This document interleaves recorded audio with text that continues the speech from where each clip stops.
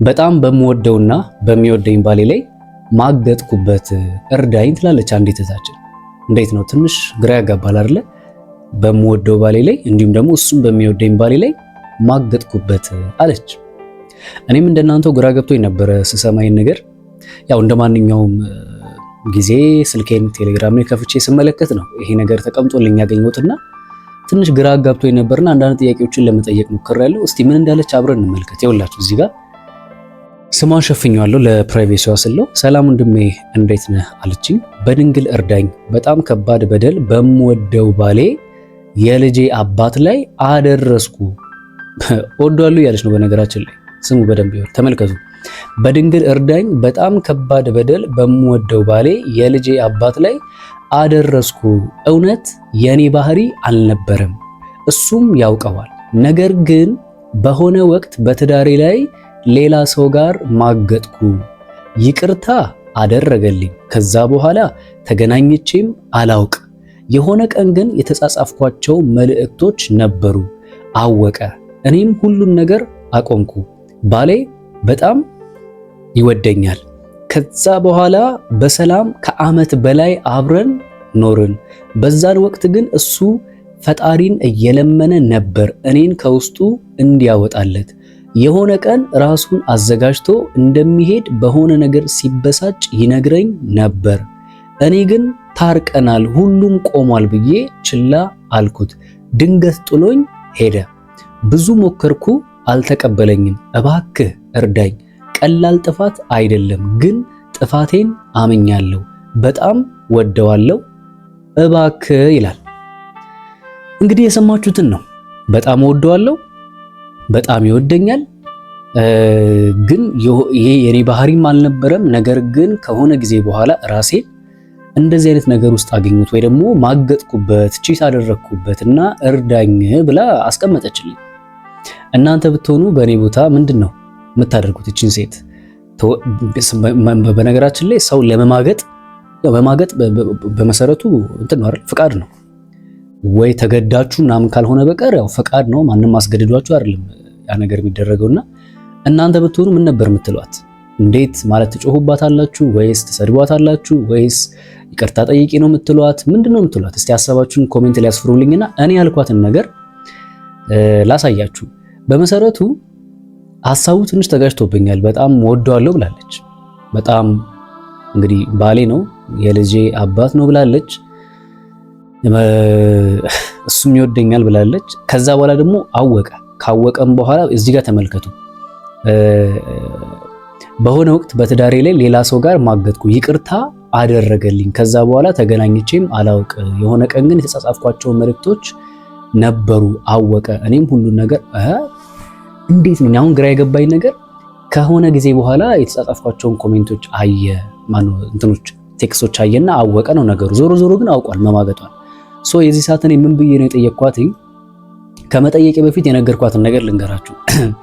ወንድ መቋቋም የማይችለው ትልቁ በደል ይሄ ነው አልኳት። መጀመሪያ ወንዶች በትዳራቸው ውስጥ መቋቋም፣ በነገራችን ላይ በትዳር ውስጥ አይደለም ኢቭን ትዳር ውስጥ ሳይገባ ራሱ ገና ጩኝነት ላይ ራሱ ተኮኖ በፍጹም መቋቋምና ይቅርታ ላያደርግበት የሚችለው ኬዝ ምንድነው ከተባለ መማገጥ ወይ ደግሞ ቺቲንግ ይባላል። አዎ አንዳንዱ ይቅርታ አድርጎ ይቀጥላል። ልክ እንደዚህ እህት ባሏ እኮ የነሳይም ይቅርታ አድርጎላት አብሯት ለአመታት በላይ አብሮ እየኖረ ነበር። ነገር ግን ከውስጡ አልወጣለትም ነበር። ስለዚህ ውስጡ ብስጭት ስለነበረ ውስጡ የነበረ ነገር ስለነበረ የሆነ ሰዓት ላይ በቃ ከአቅሙ በላይ ሲሆን ትቶ ወጣ። መጀመሪያ ግን የሚችል መስሎት ገብቶ ነበር። ሲያስበውና ሲያየው ግን ምንም ውስጡ እንግዲህ ሊያስችለው አልቻለም። በስተመጨረሻ የወሰነውን ውሳኔ አይታችኋል። ከዛ እኔ ምንድነው ያልኳት? ወንድ መቋቋም የማይችለው ትልቁ በደል ይሄ ነው ካልኳት በኋላ ብትታረቁና አብራችሁ መኖር ብትጀምሩ የማትችዩ ትልቅ የህይወት መስመር ይጠብቅሻል አልኳት። ልክ ራሷ ቅድም እዚህ ጋር እንዳለችኝ በተበሳጨ ቁጥር ተነስቼ ጥዬሽ እሄዳለሁ ምናምን ይለኛል ምናምን ማለት ጀመረች። እሱ ብቻ አይመስለኝም፣ አብረው ታርቀው እንኳን ተስማምተው አብረው ቢቀጥሉ የሆነች ነገር በተነሳ ቁጥር የኋላ በደል ይመዘዛል። ድሮም እኮ አንቺ በእኔ ላይ የሚባል ነገር መነሳቱ አይቀርም።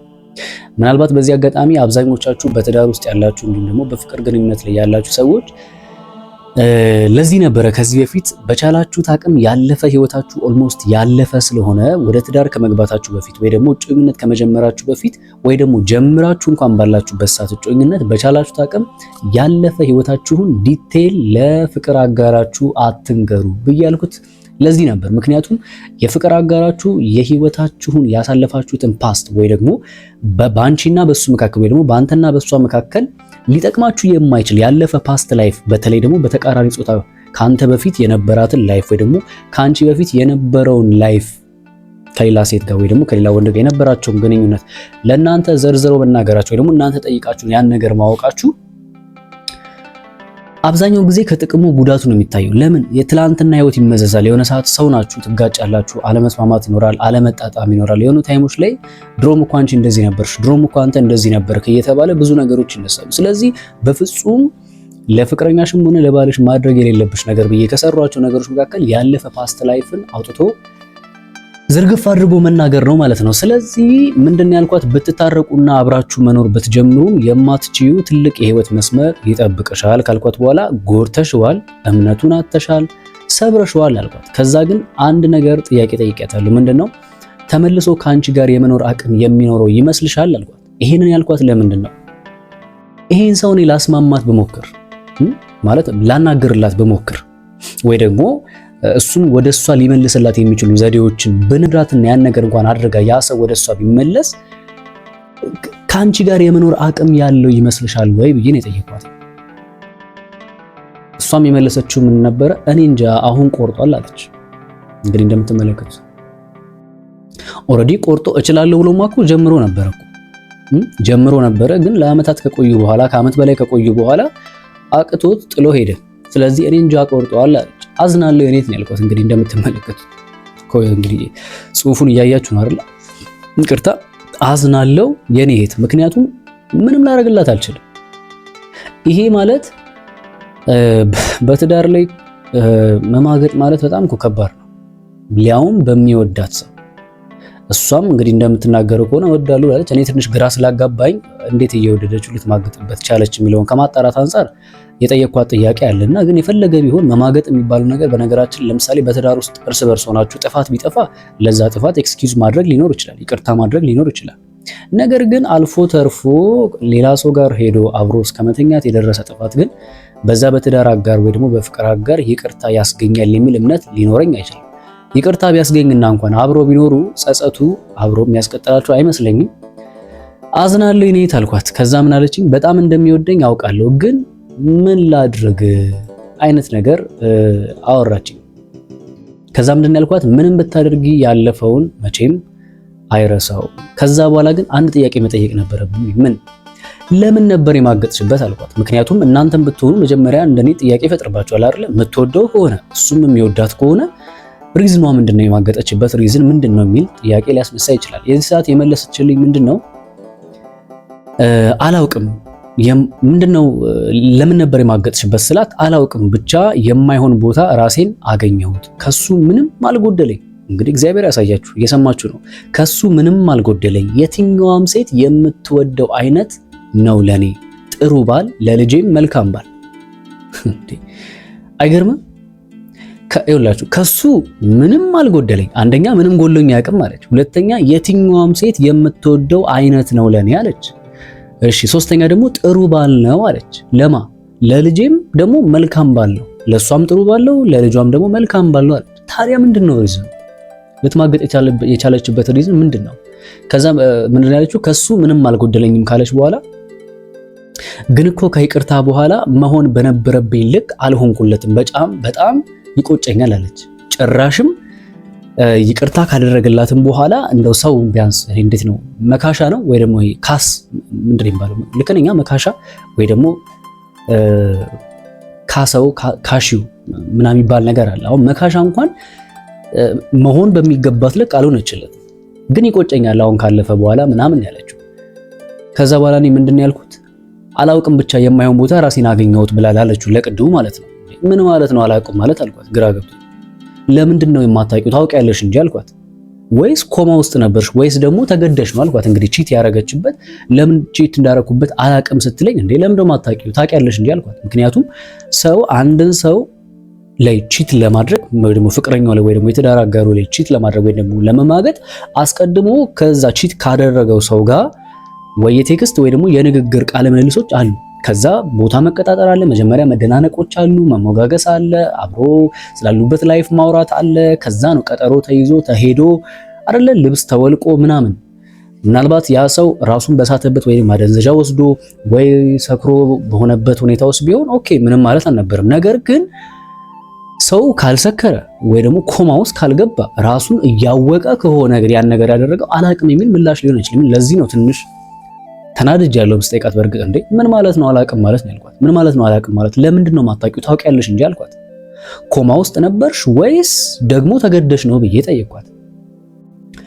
ይሄን ለጠየቅኩት ጥያቄ ምንድነው የመለሰችልኝ? እንደሱ ለማለት አይደለም ምክንያት አልነበረኝም ነው። ይታያችኋል። እንደ ቀልድ በመጻጻፍ ወደማይሆን አቅጣጫ ገባን። ከባሌ የሌለውን ጊዜ ሰጠኝ። ሁለት ነገር ተመልከቱልኝ እዚህ ጋር። እንደሱ ለማለት አይደለም ምክንያት አልነበረኝም ነው። እንደ ቀልድ በመጻጻፍ የመጀመሪያው እንደ ቀልድ ባል እያላት ከሌላ ወንድ ጋር እንደ ቀልድ ምን መጻጻፍ ጀመርኩ። ሲጀመር እንደ ቀልድ ሳይሆን መጻጻፉ ራሱ ለምን አስፈለገ? ከባል ውጪ ከሌላ ወንድ ጋር መጻጻፍ የመጀመሪያው ጥያቄ ለምን አስፈለገ ነው የመጀመሪያው መጠየቅ ያለበት ጥያቄ። በቃ አንድ ሰው አንድ ሴት ባል ካላት ጓደኛዋም ሁሉ ነገሯም ሊሆን የሚገባው ማን ነበር? ባለቤቷ ነበረ። እሷ ግን አይዳ አወራች። ለምን አወራች ሲባል ደግሞ ምን ብላ ጻፈች? እዚሁ ጋር በመጻጻፍ ወደማይሆን አቅጣጫ ገባን ካለች በኋላ ከባሌ የሌለውን ጊዜ ሰጠኝ። ያ ማለት ባሌ እየሰጠኝ ያልነበረውን ጊዜ እሱ ሰጠኝ፣ ከሱ አገኘሁኝ ነው። ስለዚህ እዚህ ምን እንመለከታለን? ጊዜ አለመሰጣጠት፣ በሁለቱ መካከል ክፍተት ነበረ ማለት ነው። ከዛ ምን ብዬ ጠየኳት? እኔ ባልሽ ጊዜ አይሰጥሽም ነበር ብዬ ነው ጠየኳት። ተመልከቱ፣ ባልሽ ጊዜ አይሰጥሽም ነበር ስላት አለ ነገር ግን ማለት ባልሽ ጊዜ አይሰጥሽም ነበር ስላት አለ ነገር ግን የቤቱን ቀዳዳ ለመሸፈን የዛን ጊዜ ብዙም ጊዜ አልነበረውም ማለች። መቼ ይሄ መማገጥ የሚባለው ደረጃ ላይ እስከሚደረስ ከመጀመሪያው ጀምሮ መማገጥ የሚባለው ደረጃ ላይ እስከሚደረስ ድረስ የቤቱን ቀዳዳ ለመሸፈን ምን ማለት ነው? ከሰው በታች እንዳንሆን፣ አምሮብን እንድንገኝ፣ በልተን ጠጥተን የቤት ኪራያችንን አፎርድ አድርገን እንድንኖር እሱ ደፋ ቀና ሲል በመካከል በተፈጠረው ክፍተት ተጠቅሜ እኔ ደግሞ ምን አልኩኝ? ማገጥኩበት ነው የምትለው። የዚህ ሰዓት ምንድን ነበረ ያልኳትኝ?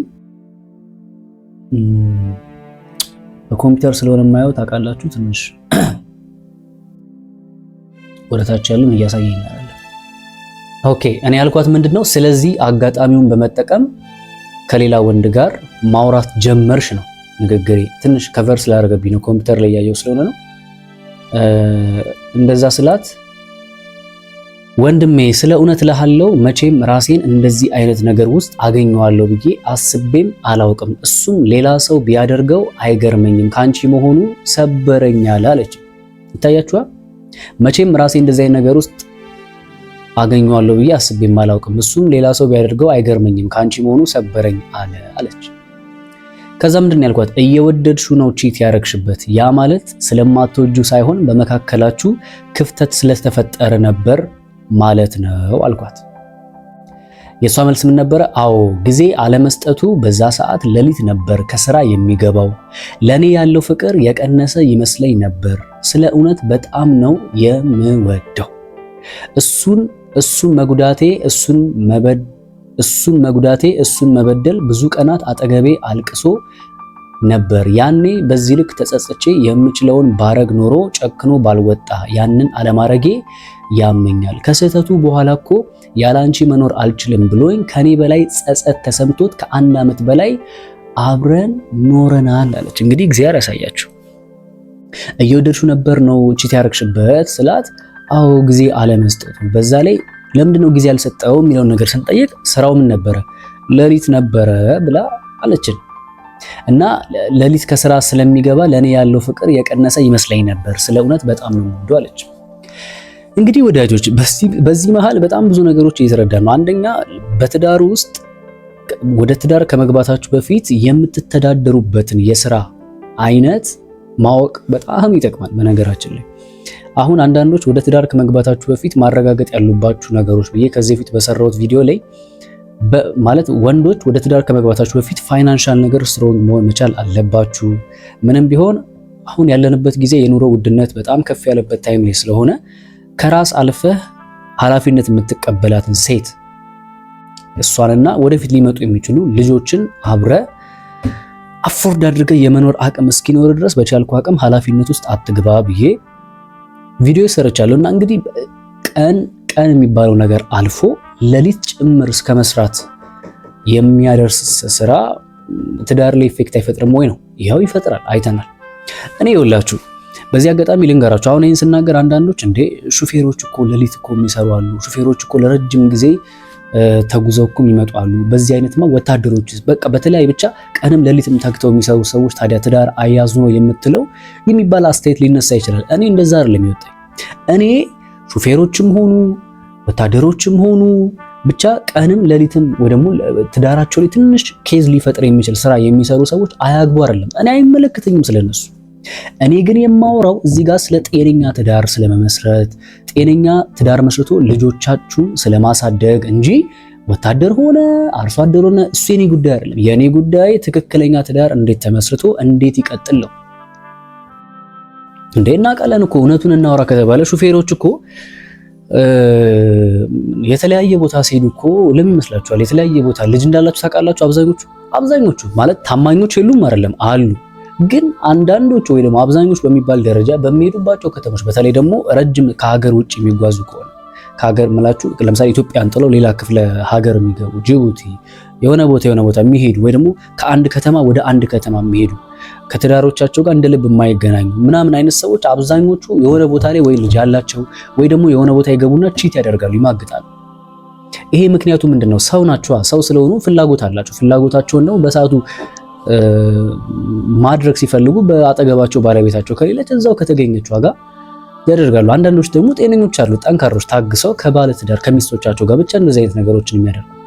ስለዚህ እኔ እያወራሁሽ ያለሁት ሰውየው ሹፌር ከሆነ መጀመሪያ ይሄን ነገር አምነሽ ነው መግባት ያለብሽ። ምን እግዚአብሔር ረድቷችሁ ሰውየው ጠንካራ ከሆነ ለትዳሩ ታማኝ ከሆነ ለአንቺም ታማኝ ከሆነ የሚወድሽ ከሆነ ኦኬ ታግሶ 2 ወርም ሄደ 1 ወርም ሄደ ሳምንትም ሄደ 1 ቀንም ሄደ ብቻ አንቺ ጋር መጥቶ ያለውን ነገር ካንቺ ጋር ፊክስ ያደርጋል። ከዛ በተረፈ ግን ሰውየው ዲሲፕሊን ካልሆነ ጠንካራ ካልሆነ በቃ ዝም ብሎ አይነት ሰው ከሆነ በቃ በየሄደበት ካገኛት ሴት ጋር አብሮ የሆነ ያው ላይፍሽ እንደዛ ነው የሚቀጥለው ማለት ነው። ስለዚህ በአጭር ቋንቋ መጀመሪያ አሁን እዚህ ጋር ልጅ የሰራችው ስህተት ምንድነው? ይሄ ሰውዬ ስራው ሌሊት ጭምር የሚያሰራው ከሆነ ማለት ሌሊት ደክሞት ነው የሚመጣው እና ደግሞ ደክሞት ከመጣ በኋላ ይተኛል ማለት ነው። ቼክ የማያረጋት ይሆናል ዞሮ ሰው በዚህ ሰዓት እንደሚወደኝ እየተሰማኝ አልነበረም፣ ፍቅሩ የቀነሰ መሰለኝ ብላ አለች። እንግዲህ ቀንም ይሄ ሰውዬ ወይ ይተኛል ወይ ተነስቶ ይወጣል ማለት ነው። ምክንያቱም ጠይቄያታለሁ። ቀንስ እንደው ምንድን ነው ያልኳት እዚህ ጋር ኦኬ ሌሊት መግባቱ እንደማይወድሽ እንዲሰማሽ ካደረገሽ አብራችሁ ወሲብ የማድረጊያ ጊዜም ብዙ አልነበረም ማለት ነው ካልኳት በኋላ ኦኬ ሌሊት ከገባ ምንድን ነው ያልኳት? አንዴ ሌሊት ከገባ እሺ ይደክመዋል እንበል፣ ቀንስ ለምን ጊዜ አትሰጣጡም ወይስ ቀንም ስራ ይገባል ያልኳት።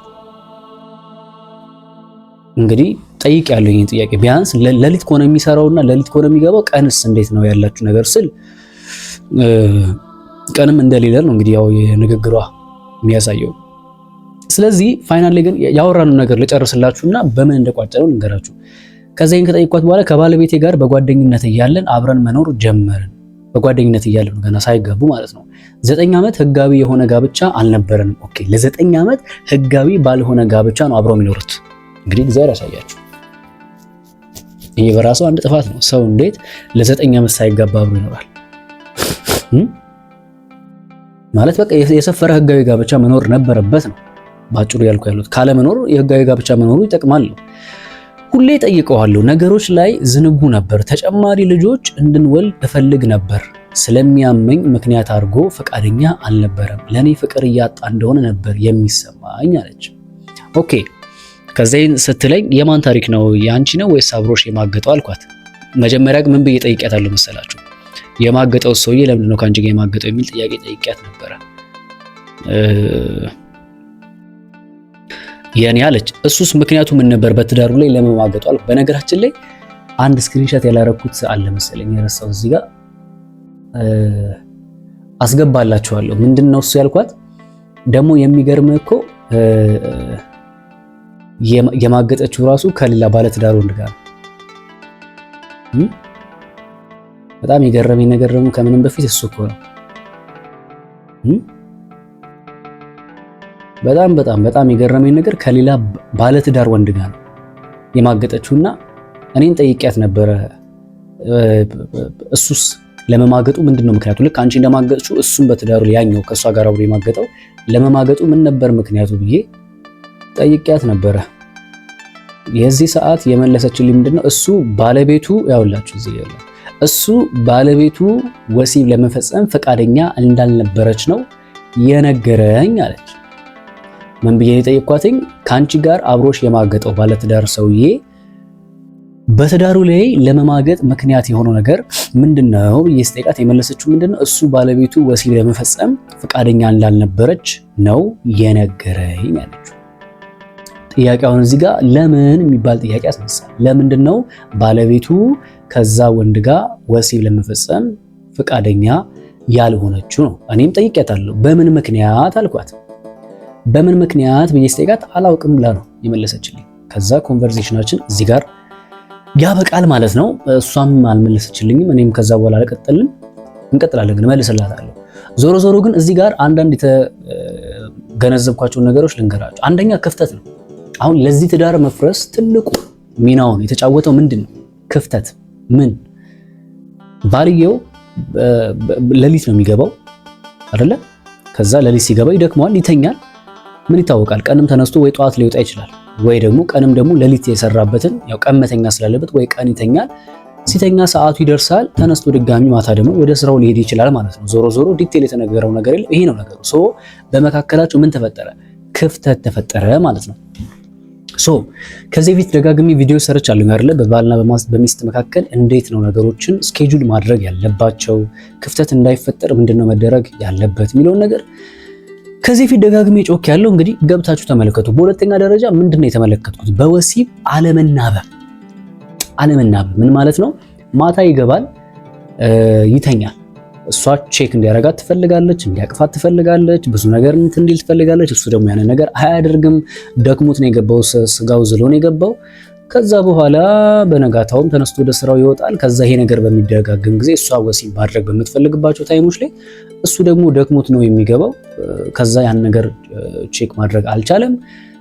እሱ በሚፈልግ ሰዓት ወይ እሷ ላትፈልግ ትችላለች፣ ወይ ደግሞ እሷ በምትፈልግ ሰዓት ደግሞ እሱ ላይፈልግ ይችላል። በወሲብ አለመናበብ ሲመጣ ምን ተፈጠረ? ቺቲንግ። ምን በቃ ሌላ የሱ ምንድነው ጊዜ አይሰጠኝም ያለችው ገብታችኋል። እሱም አይሰጠኝን ጊዜ ሌላ ሰው ይሰጠኝ ጀመር አለች። ስለዚህ በመካከል ምን ተፈጠረ? ቺቲንግ ወይ ደግሞ መማገጥ ጀመረች ማለት ነው እቺ ሴት። የዚህ ሰዓት ቺቲንግ ሲፈጠር ምን ተፈጠረ? ምን ይዞ መጣ? የትዳር መፍረስ። እንግዲህ ልክ ትዳሩ ሲፈርስ ደግሞ ምን አይነት ሳይድ ኢፌክት ይዞ መጣ? ልጃቸው ያለ አባትና ያለ እናት ማድረግ ይጀምራል ማለት ነው። ተለያይተው ሁለቱ የእናትና የአባቱን ፍቅር አንድ ቦታ ላይ ተሰብስበው ሙቀቱን ቫይቡን ማግኘት እያለበት ነገር ግን በተለያዩ እናትና አባቶች እንዲያድጉ ልጆች ይገደዳሉ። እሱ ብቻ አይደለም፣ የህልሞች መቅረት አብረው ሆኖ ሊያሳኩት የሚፈልጓቸው ነገሮች ይኖሩ ነበረ። እስከምን ጥግ ድረስ መጓዝ እንደነበረባቸው እነሱ ራሱ ያውቁ ነበር። ነገር ግን ህልሞቻቸው ቀረ። አሁን ዞሮ ትልቁ ፖይንቱ እዚህ ጋር የዚህ ትዳር መፍረስ ምንድነው ከተባለ ወሲብ ነው።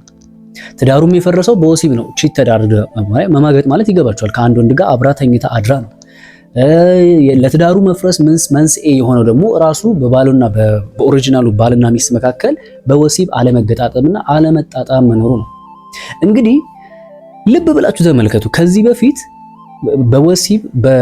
ከወሲብ ጋር በተገናኘ ስለ ወንዶች ወሲብ ላይ ወንዶችን ጎበዝ የሚያደርጋቸው ነገሮች ምንድናቸው? ወንዶች ወሲብን በቀን ስንት ማድረግ ይፈልጋሉ? ከወሲብ በኋላ ወንዶች ምንድነው የሚፈልጉት? ባልሽ ላንቺ ኃይለኛ እንዲሆን ወይ ደግሞ ጎበዝ እንዲሆን ማድረግ ያሉብሽ ነገሮች ምንድናቸው ብዬ በተደጋጋሚ ስለ ትዳር መፍረስ መንስኤ ወሲብ ስለሆነ ይሄ ነገር ከመፈጠሩ በፊት እነኚህን ነገሮች እኔ ብሪፍ አድርጌ ግልጽ አድርጌ ነገሮችን አውርቼ ነበር። ግን በጣም ብዙ ሰው እንግዲህ ማስረጃውን እየተመለከታችሁ ቃል በቃል ትዳሬ በወሲብ ምክንያት ፈረሰ እያለች ቃል በቃል የሆነ ታይም ላይ ምን አሉኝ? ይሄን ቅርብ ጊዜ የተፈጠረብኝ ነገር ሰምታችኋል አይደል? እንግዲህ አሁን ለመጀመሪያ ጊዜ ነው አሁን በዚህ ጉዳይ ስንገናኝና በወሲብ ጉዳይ በሰሯቸው ቪዲዮዎች መጥተው ብልግና ነው አሉ ይሰራው። አንደኛ ብልግና ነው አሉ።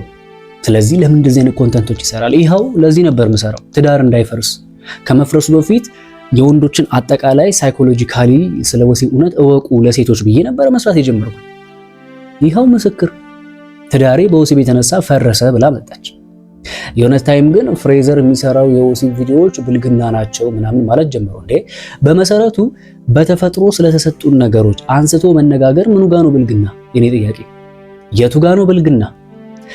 ፈጣሪ በወንድና በሴት መካከል ይሄ ነገር እንዲፈጠር መፈጠር ብቻ አይደለም አግባብ ባለው መንገድ እንዲፈጠር ፈጥሯል። ስለፈጠረው ነገር አንስቶ መነጋገር ምኑ ጋር ነው ጥፋቱ? ሁለተኛ ሆን ብሎ አንዳንዶች የነዛ ነገር አባሎች ስላችሁ አብዛኞቻችሁ ትረዱኛላችሁ። ከዚህ በፊት እኔ ላይ ተነስቶብኝ የነበረ ስም ከግብረ ሰዶም ጋር በተገናኘ የነዛ ነገር አባሎች ፍሬዘር ራሱ ግብረ ሰዶም ነው። ምክንያቱም ኮንተንቶቹን ተመለከታችሁ የሚሰራቸው እንዳለ ስለ ወሲብ ነው። እንግዲህ እግዚአብሔር ያሳያችሁ ከ330 ቪዲዮ 29 እና 30 ቪዲዮ ስለ ወሲብ ነክ ብቻ ሰርቼ 300 ከወሲብ የጸዳ ቪዲዮ ሰርቼ ያቺን 30 ቪዲዮ ብሰራ ግብረ ሰዶም ነው ብለው እኔ ላይ ተነሱብኝ። ችግር የለውም እኮ ጊዜ ያስተዛዝበናል ብዬ ነበር የተውኩት ብዙ ነገሮችን። ይኸው በቤቴ ድረስ መጣልኝ። ምን በወሲብ ምክንያት ትዳሬ ፈረሰ፣ ትዳሬን መወደውን ሰው አጣው፣ ትዳሬ ፈረሰ፣ ልጄም ያላባት ሊያደግም አለች። ስለዚህ እቺን ሴት በቃ ስለ ወሲብ ማውራት ብልግና ነው ተብሏል ብዬ ልተዋት ልለፋት፣ ለሌሎች ማስተማሪያ ሌሎች እንዴት አድርገው ነው ትዳራቸውን መታደግ ያለባቸው። ይሄ ኬዝ የብዙዎችን ጓዳ እያንኳኳ ስለሆነ ብልግና ስለሆነ ልበለው ወይስ ልቀጥል? እስቲ የእናንተ ሐሳብ ምንድነው? አያችሁ ለዚህ ነበር ስለ ወሲብ አንስቼ ሳወራ ነበር። ዞሮ አሁን ወደ መፍትሄው ስንገባ እኔ በግሌ ልጅቷን ከጅምሩ ነው የኔ ታዝናለሁ ነው ያልኳት። ምክንያቱም ላስታርቃቸው እንኳን ብሞክር ላስታርቃቸውና ላስማማቸው እንኳን ብሞክር ይሄ ነገር ከሰውየው አይምሮ ውስጥ በፍጹም ሊወጣ አይችልም። ከሰውየው አይምሮ ውስጥ ደግሞ በፍጹም አልወጣም ማለት እድሜ ልካቸውን አብሮ በሚኖሩ ሰዓት ይቺ ሴት ከዛ በኋላ ይዞባት የሚመጣውን በደልና ጭቅጭቆች ችለሽ ትኖሪያለሽ ወይ ብያታለሁ። ምክንያቱም በከፋው ጊዜ በተናደደ ጊዜ መዝገብ ይመዘዛል። አንቺ እኮ ትላንትና እኔ ላይ እንደዚህ አድርገሻል፣ ትላንትናም እኮ መጀመሪያውንም አንቺን ይቅር ማለት አልነበረብኝም ምናምን የሚል መዘዞች ስለሚነሱ እድሜ ልኳን እየቀወራት ትኖራለች ወይ የመኖር አቅም ይኖራታል ወይ የሚለው ነገር ስለገባኝ በቃ የኔት አዝናለሁ ነው ያልኳት። ባስማማትም በዚህ መንገድ ነው ሊቀጥሉ የሚችሉት። መጀመሪያ መደረግ የነበረበት ምንድነው? እንግዲህ ከባሏ ጋር ያሉበትን ፋይናንሻል ስቴቢሊቲ ከማስጠበቅ አንፃር የሌሊቱን ስራ ቆሞ በቀን እየሰሩ ለምን አንድ እንጀራ አይበሉም? ባማረ ፍቅር ባለበት ቤት ውስጥ በነገራችን ላይ ኑሮን የተሻለ ለማድረግ ሲባል ትዳር ተበድሎ ግንኙነት ተበድሎ ለአንድ ሰው መሰጠት የሚገባው ባል ለሚስቱ መስጠት የሚገባው ወይ ደግሞ ሚስት ለባሏ መስጠት የሚገባትን ጊዜ ነፍገው ስራቸው ላይ ወይ ደግሞ የሆነ ሌላ ነገር ላይ ትኩረት አድርገው ትዳራቸው የተሻለ በቃ ሲታይ ቤቱ የተገነባ መኪናው ምናምን የሞላ ከሚሆንና በመካከላቸው ግጭት ከሚኖር መኪናውም ቀርቶ ቤቱም ቀርቶ በባለትዳሮቹ መካከል ጤነኛ የሆነ ፍቅር ኑሮ አንድ እንጀራ ለሁለት እየበሉ ቢኖሩ ይሻል ነበር። እንግዲህ ለሊት ድረስ ክፍተት ፈጥሮ መስራት ማለት ምን ማለት ነው? ኑሮን የተሻለ ከማድረግ አንፃር ይመስለኛል አሁን ካሉበት አንድ ስቴፕ ከፍ ለማድረግ ተብሎ የተከፈለ ዋጋ ነው። ስለዚህ ይሄንን ሲያደርጉ ግን ትዳሩ ፈረሰ። እዚህ ጋር ለምን እሱ በሰዓቱ ጊዜ እየሰጣት አልነበረም። ስለዚህ እሷ ደግሞ ጊዜ እንትን ለማለት ብላ ሄደች። ስለዚህ የባሉ ችግር ምን አሁን እዚህ ልጅቷ ላይ ብቻ አልደመደምኩም። ጥፋቱ የልጅቷ ብቻ ነው ብዬ አላልኩኝ። እኔ ነገሮችን ከሷም አንፃር ነው የተመለከቱት የነበረው። የሱ ክፍተት ምንድነው? መስራት ከሚገባው ሰዓት በላይ ኦቨር ለሚስቱ፣ ለቤተሰቡ፣ ለትዳሩ መስጠት የሚገባውን ጊዜ አለመስጠቱ። ይሄንን ማድረጉ ሌላ ጊዜ የሚሰጣት ሰው ፍለጋ እንድትሄድ አስገደዳት። ምክንያቱም ሰው ናታ፣ ስሜት አላት። ስሜቷን ሼር ሊያደርግላት የሚችል ሰው ስታ የትኛውም ሰው በነገራችን ላይ ስሜቱን የሚረዳለትን ሰው ሲያገኝ ወደዛ ሰው የመሳብ ነገር አለ። ስለዚህ የሱ ምንድነው ክፍተት መፍጠሩ ነው። ሁለተኛ ደግሞ የሷ ጋር የተመለከቱት ጥፋት ምንድነው? እንግዲህ እኔ እንደሚገባኝ ትዳር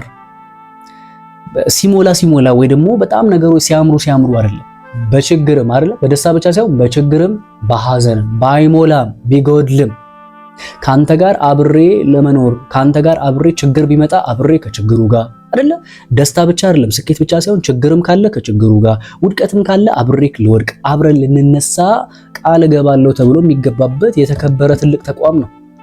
ይሄንን ቃሏን አጠፈች። ልክ እሱ ነገን የተሻለ ለማድረግ በሚሰራባቸው ታይሞች ላይ እሷ ደግሞ ሄደች።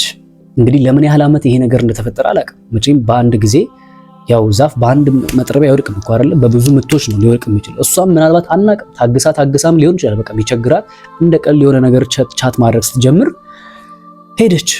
ሲቀጥል በትዳር መካከል ከሌላ ሰው ጋር ቻት የምታረጉ ሰዎች ምንድን ነው ችግራችሁ? የኔ እህት አንቺ ያጠፋሽ ጥፋት እዚህ ጋር ከሌላ ደግሞ እኮ ችግር የለሽ የሆነ ሲንግል ወንድ ከባለትዳር ጋር በነገራችን ላይ ቅድም ልጅቷ እንደተናገረችው ያ ሰው ቺት ያደረኩት ወይ ደግሞ በትዳሬ ላይ የማገጥኩት ከባለትዳር ሰው ጋር ነው አለች። እንግዲህ ባለትዳር ነው ወንዱ። ያ ማለት ቅድም እኔ መጀመሪያ ስጠይቃት ለምንድን ነው እሱስ ትዳሩ ላይ ቺት ሊያደርግ የቻለው ብዬ ስጠይቃት ከፍቅረኛው ጋር በወሲብ ጉዳይ ስለማትለው ፍቃደኛ ስላልሆነች አለች። ጥያቄው ለምንድን ነው ፍቃደኛ ያልሆነችው? ፍቃደኛ ላትሆንበት የምትችልባቸው ምክንያቶች የታወቁ ናቸው። አንደኛ ወይ ከጅምሩ ወሲብ ላይ ሰውየው ጎበዝ አይደለም። እንደዚህ አይነት ነገር ላይ ወይ ይሄ ሰው ጎበዝ አይደለም እላችሁ የሚስቱን ስሜት ተረድቶ እና አውቆ። አንዳንድ ሰዎች አሁን ሚስቶቻቸው አንዳንድ ባሎች ነው የምነግራችሁ ሚስቶቻቸውን እንደሆነ ዕቃ ነው በቃ ብድግ አድርገው እንዴት ነው የሆነ ነገር እንደመጠቀም እንጂ በፍቅር አባብሎ ወደዛ ስሜት ውስጥ እሷም እንድትገባ አድርጎ እሱ የተሰማውን ስሜት እሷም እንዲሰማት አድርጎ ምናምን የሚባል ነገር አንዳንዶች አያውቁም። አንዳንዶች ጎበዝ ናቸው። አንዳንዶች ግን በቃ መጣ ከስራ መጣ ልብሱን አወለቀ እራቱን በላ ገቡ ነይ ዙሪ ነው። ከዛ በኋላ እንዴ ኧረ ፔን አለው ህመም አለው እኮ እንደ ወንዶች አይደለም። ለሷ ህመም ይኖረዋል። ዊዛውት ሳቲስፋክሽን ከእርካታ ውጪ የሆነ ግንኙነት ትርፉ ህመም እኮ። ስለዚህ ምናልባት ይሄ ነገር የሚበዛባት አይነት ከሆነች በቃ ማድረግ ላትፈልግ ትችላለች። ሶ የመጀመሪያው ሪዝን የሚሆነው ይሄ ነው። ምን የሰውየው ምን አለ ማለት አለመቻል እንዴት አድርጎ ማድረግ እንዳለበት አለ። ሁለተኛ ደግሞ በሷም በኩል ደግሞ ምናልባት የጤና ችግር ካለ አንዳንድ ጊዜ እኮ ሴቶች ምንም ፍላጎት የማይኖርበት ጊዜ ይኖራል። ይሄ በተፈጥሮም ሊሆን ይችላል ወይ ደግሞ በሕክምና የሚስተካከልም ነገር ሊሆን የሚችል ጉዳይ ነው። ሶ በእንደዚህ ምክንያት ሊሆን ይችላል ብዬ የምገምተው ነው የምነግራችሁ። ሶስተኛ በመካከላቸው አለመግባባት ሲለው በቃ ጭቅጭቅ፣ ግጭት ብቻ ደስታ የሌለበት ሰላም የሌለበት ቤት በሚሆን ሰዓት ላይ ፍላጎት ማጣት የሚባል ነገር ይመጣል። ወንዱም ጋር ሴቷም ጋር በቃ ሰው ስለሆኑ ብቻ ስለሚያስገድዳቸው ያን ነገር ብቻ ከመፈጸም አንጻር ተነስተው የሚያደርጉ ሰዎች ምንም ደስተኞች አይሆኑም። ስለዚህ አለመቻል፣ አለማወቅ፣ ፍላጎት እነኚህ ነገሮች ተደማምረው ሊሆን ይችላል ያቺ ሴት በቃ አልፈልግም የምትለው ወይ ደግሞ በህመም ምክንያትም ሊሆን ይችላል። ስለዚህ ይሄ ሰውዬ ባለትዳር ሆኖ ከሷ ጋር ከባለትዳር ሴት ጋር አብረው አደረጉ። ከዛ እንግዲህ የዛ ሰው ትዳር ይፍረስ አይፍረስ አላውቅም፣ የሷ ትዳር ግን ፈረሰ። ስለዚህ እያወሯችሁ ያለሁት ለምንድን ነው ከባለትዳር ሰዎች ጋር ቺት የምታደርጉት? ማነው የምትጻጻፉት? ባለትዳሮች የሆናችሁ ሰዎች ባል ያለሽ ሚስት ያለች ሰውዬ ከሌላ ሴት ጋር ቻት ማድረግ ለምንድን ነው የሚያስፈልገው? አንዳንዶቻችሁ ቻት ታደርጋላችሁ። ለምን? ሚስትህ በቂ አይደለች እንዴ? ባልሽ በቂ አይደለም? ያልተመቻችሁ ነገር ካለ ደስ ያላሰኛችሁ ነገር ካለ መነጋገር አይሻልም? እንዴት ነው ከትዳራችሁ አልፋችሁ ሌላ ሰው ጋር ሲቀጥል ባልሽ የማያውቀው ቻት ወይ ደግሞ ሚስትክ የማታውቀው ቻት ለምንድን ነው የሚኖርክ? ኤኒ ታይም ቼክ መደራረግ አለባችሁ። ከጥርጥር አንጻር አይደለም፣ በቃ የባልሽን አካውንት ማወቅ አለብሽ፣ የሚስትህን አካውንት አንተም ማወቅ አለብህ። እኔ በሷ በግሏ ፕራይቬሲ አልገባም ለምን ትላለህ? ግባ እንጂ ሁሉ ነገር እኮ ናት። ምንም መደባበቅ ያለባችሁ ነገር አለ? የያዛችሁት ህይወት ትዳር እኮ ነው፣ ህይወት ነው የጀመራችሁት። እንዴት ነው እንደዚህ የሚባል ነገር አለ እንዴ በትዳር ውስጥ? የእሷን ፕራይቬሲ ነው ያለካም፣ ስልኳን አለካም፣ የለም እንደዚህ የሚባል ነገር። ግልጽ ሆናችሁ መነጋገር ነው። ሶ ይሄ ሁሉ ዲኤም አድርገው አውራርተው ማለት በነገራችን ላይ የሰው ልጅ ከሌላ ሰው ጋር ቻት አድርጎ ተዋውቆ ከዛ ደግሞ እርስ በርስ ተበሳስለው ከዛ ቺቲንግ ተገናኝቶ ቺቲንግ ደረጃ እስከሚደርሱ እኮ ጊዜ ይፈጃል። ታዲያ ይሄ ሁሉ ጊዜ ባልየው ምን ሲያደርግ ነበር? ሚስትየዋ ምን ስትሰሪ ነበር? ይሄ ሁሉ ሰዓት ሲያወራ እንዴት አታውቂም? እሷስ አንተ ስታወራ እንዴት አታውቅም? ይሄ ማለት ቼክ እንደማታረግ ነው የሚያሳየው። ገብተህ የእሷን የሆነ ነገሮች ቼክ እንደማታረግ ጊዜ እንደማትሰጣጡ ያሳያል። ስለዚህ ዞሮ ዞሮ በወሲብ የተነሳ እንግዲህ እንደተመለከታችሁት ትዳር ፈርሷል።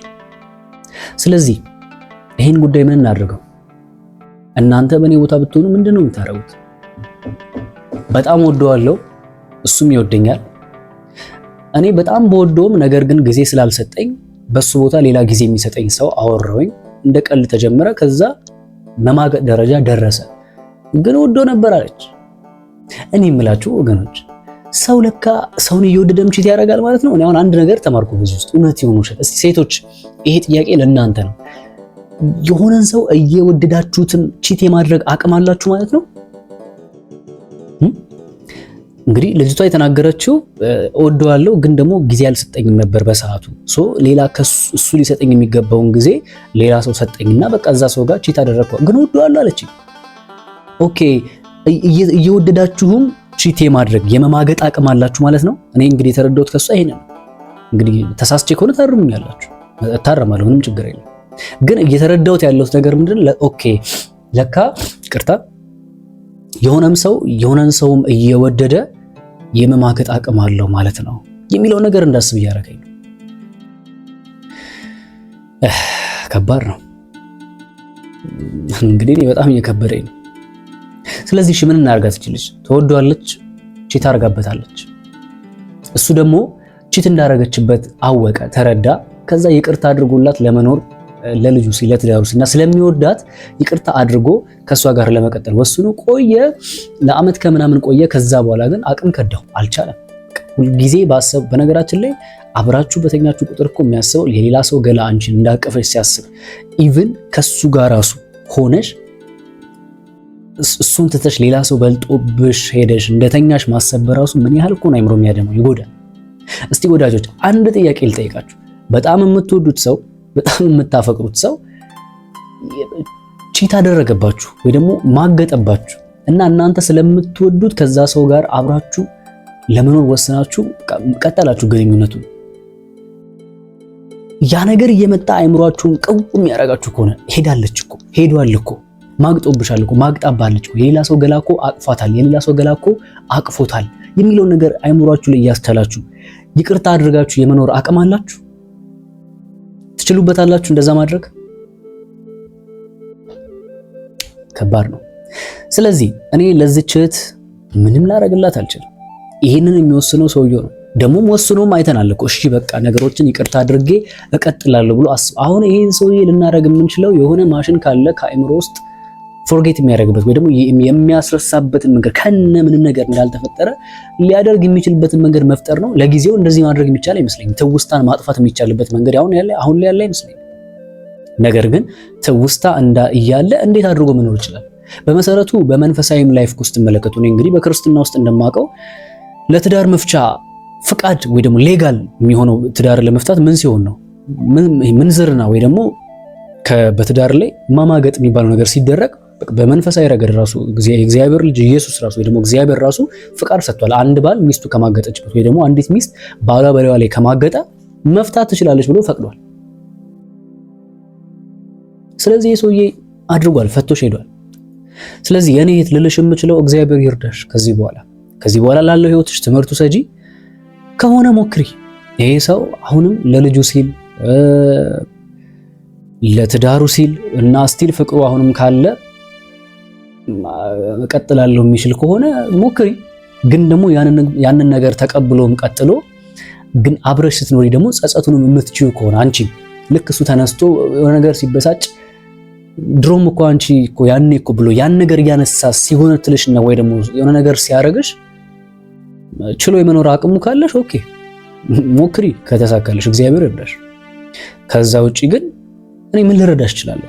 መጀመሪያ ጥፋቱ ያንቺ ነበር። እሱ ጥፋቱን ጀመረው፣ ጊዜ ያለመስጠት የሚባለው ነገር ተጀመረ። ከዛ በኋላ አንቺ ቀጠልሽበት። ባጭሩ ግን ይሄንን እየተመለከታችሁ ለምትገኙ ሰዎች ይኸውላችሁ እንደዚህ አይነት ነገር ተፈጥሮ ትዳሮቻችሁ ከመበተናቸው በፊት መጀመሪያውኑ ስለምታገቡት ሰው አጠቃላይ የህይወት መስመር አጥኑ።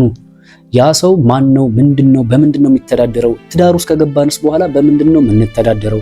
ትዳራችሁን ሊበትን የሚችል አይነት ስራዎች ውስጥ ያለ ሰው ከሆነ አትግቡ ትዳር ውስጥ። እንዴት አድርገን ለትዳራችንን ጊዜ እየሰጠን ደግሞ ጎን ለጎን ስራችንንም እየሰራን እንዴት አድርገን ነው ማስቀጠል የምንችለው የሚለውን ነገር አስቀድማችሁ መፍጠር ነው ያለባችሁ። ትዳራችሁን እየበደላችሁ አንድ ቀን፣ ሁለት ቀን፣ ሶስት ቀን፣ ሳምንት፣ ወር ከዛም በላይ አመታት ሁሉ እየቆያችሁ እየሰራችሁ እየመጣችሁ እንቀጥላለን የሚል አማርኛ ላም አለኝ በሰማይ ወተቷን ማላይ ነው ነገሩ። ሚስት አለኝ ብለህ ከዓመት በኋላ ተመልሰህ እንዳትመጣ፣ ወይ ደግሞ ባል አለኝ ብለሽ ከቀናት ከወራቶች በኋላ ተመልሰሽ እንዳትመጪ። እሱም ስሜት አለው። አንቺ ሄደሽ በነጋታው ቢያስፈልገው ከአንቺ ጋር ወሲብ ማድረግ ቢፈልግ እንዴት ነው የሚሆነው? ሲደጋገምስ ደግሞ ሌሎች ቢያደርግ ተጠያቂ የሚሆነው ማን ነው? በነገራችን ላይ ባይብል እንኳን ሲናገር ምን ይላል መሰላችሁ? እንደው ለጸሎት ተስማምታችሁ ተነጋግራችሁ ካልሆነ በቀር እርስ በርሳችሁ አትከላከሉ ይላል። ለምን? በመካከል ሰይጣን እንዳይገባ። ተነጋግራችሁ በቃ እቺ ጾም ጸሎት መያዝ አለብን፣ መጸለይ አለብን፣ መታቀብ አለብን ብላችሁ ካላችሁ፣ መጾም አለብን ካላችሁ ተስማምታችሁ አምናችሁበት ነው። አንዱ ሰው ካለ እኔ አልችልም በቃ ምናምን ካለ ተው ነው። ትዳር ከሚበጠበጥ ባትጾም ይሻላል። ምክንያቱም ትዳር ትልቅ ተቋም ነው። ስለዚህ እንግዲህ እህታችንን በዚህ መንገድ ነግረናችኋል። ስለዚህ እናንተም ከዚህም በኋላ በትዳር ውስጥ ያላችሁ በወሲብ የተነሳ ትዳራችሁ እንደዚህ እህታችን ሊፈርስ የተቃረባችሁ ሰዎች፣ ቺት ለማድረግ ደረጃ የደረሳችሁ ሰዎች ተመለሱ። ቺት ሊያስደርጉ የሚችሉ ክፍተቶችን አትፍጠሩ። ክደኗቸው፣ በቻላችሁ አቅም ዝጓቸው። አይ ካላችሁ ግን የተለፋበት ትዳር፣ ሰው ሁሉ ያወቀው ትዳር ይፈርሳል፣ እናንተም ትጎዳላችሁ። እና እንግዲህ ይህንን ነው ልልሽ የምችለው። ሞክሪ። እኔ አስታርቀኝ ካልሽኝ ላስታርቅሽ ሞክራለሁ፣ ግን ልጁ የሚችለው አይመስለኝም። ምክንያቱም እኔ ወንድ ነኝ። እንደ አንድ ወንድ ይሄ እኮ በነገራችን ላይ የክብር ጉዳይ ነው። ለወንድ ደግሞ ዝም ብሎ የትዳር ጉዳይ አይደለም፣ የክብርም ጉዳይ ነው። እንዴት እኔ ያለው እኔ ሳላስደስታት ቀርቼ ነው ሌላ ወንድ ጋር የሚለው ነገር በጣም በጣም በጣም ከባድ ነገር ነው። እኔ በሆን አላረገው። ሚስቴ በትዳር አብረን እየኖርን ቺት አርጋብኝ ከሌላ ወንድ ጋር እንደተኛች እያወቅኩኝ ምናምን አብሬ እኖራለሁ ማለት አይሆን፣ ከባድ ነው የሚሆነው። እንኳን አይደለም እንደዛ በትዳር ውስጥ አብሬ እያለሁ ከሌላ ወንድ ጋር እንኳን የሆነ የማይሆን አዝማሚያ ነገር ካየው የሚደብረኝ ሰው ስለሆንኩ ማለት ነው። ይሄ ነው እንግዲህ ያለው ነገር፣ ተጠንቀቁ። በዚህ አጋጣሚ ያው በወሲብ ጉዳይ ደጋግሜ ቪዲዮ በመስራት ይሄ አንዳንዶች እንደ ብልግና የቆጠራችሁ ሰዎች እንግዲህ ይሄ እንዳይፈጠር ነበር አስቀድሜ ሰጨው የነበረው። ያው ተፈጥሮ እንግዲህ አይታችኋል። እንግዲህ አላቅም በጓዳችሁ ደግሞ ስንቶቻችሁ በዚህ ምክንያት ትዳሮቻችሁ ባለመጣጣምና ባለመግባባት እየፈረሰ ያላችሁ ሰዎች እንዳላችሁ አላቅም። ነገር ግን ብዙ አደጋ ላይ ያልደረሰ ትዳር ካላችሁ እየገባችሁ ስለ ወንዶች በምሰራቸው የወሲብ ህይወቶች ላይ አጠቃላይ ስለ ወንዶች ሳይኮሎጂ አውቃችሁ እናንተም እነሱ ማስደሰት የምትችሉበትን ማለት እሱም ሌላ ቦታ የማይሄድበትን እናንተም ደግሞ ለሱ መሆን የምትችሉበትን ነገር እንድታመቻችሁ ስል የወንድምነቴን ምክር አቀርባለሁ ማለት ነው።